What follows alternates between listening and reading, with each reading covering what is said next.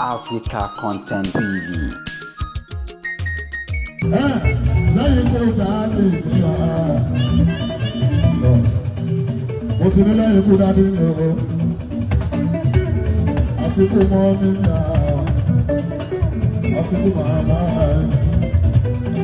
lẹ́yìn ọlọ́run náà àtàná ní wọ́n mọ̀ ẹnì kan tó tún kú fún mi ní bàbá àti bàbá ó jẹ́ pé ìtọ́ tó yẹ kó ṣe wọ́n ṣe fún mi tó ṣe ẹgbẹ́ máa lọ bẹ́ẹ̀. Àwọn ní ìdájì ní ìbàṣẹ ọmọ yàrá náà ní ọmọ ṣe ọ̀rọ̀ máa ṣe jẹ́ wálẹ̀ ọ̀tá torí pé ibi tí ẹ dé pé lòun ti fẹ́ jà pé kéde tó lè wálẹ̀ irọ́ máa ní òsì iye ìmọ̀lẹ̀ ìṣọ́nà àwọn ẹ̀hún ọ̀gbọ́n àwọn ẹ̀hún ẹni tó kù fẹ́ mi ní bàbá tẹ́mi ní bàbá alẹ́ tó kù fún mi ní bàbá ọ̀rọ̀ àbájú tó ti lọ́wọ́ parí bàbá àlàbí tó pẹ̀sọ̀ láàrin ẹ̀.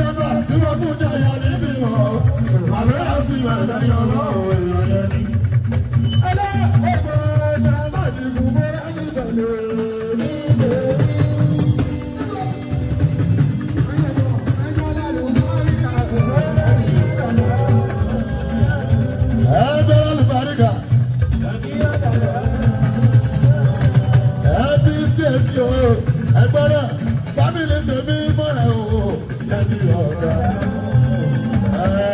Ó lọ tó ọgbẹ́ dúdú lóluwà. Dúpẹ́ lóluwà. Bàbá dúdú lóluwà.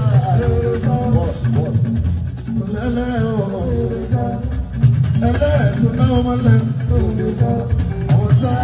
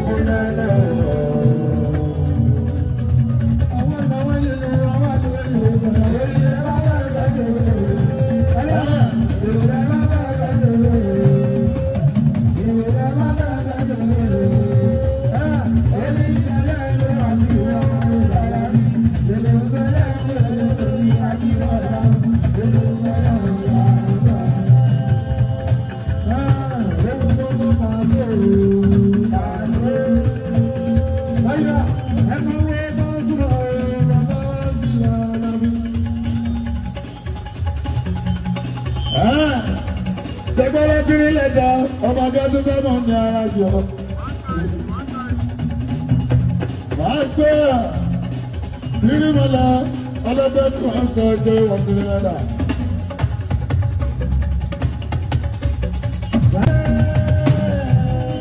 Nígbà ṣe bá súnmọ́ àwọn ìgbà òru. Oyè tó bá pàṣẹ gbọ́ngàn bọ́lá sí ọ̀nà ọ̀gbà sọ àwọn ènìyàn ọ̀gbà àṣẹ púpà. Àwọn ọmọ ìlú àgbẹ̀ fún ìjọba. Àwọn ọmọ ìlú àgbẹ̀ fún ìjọba.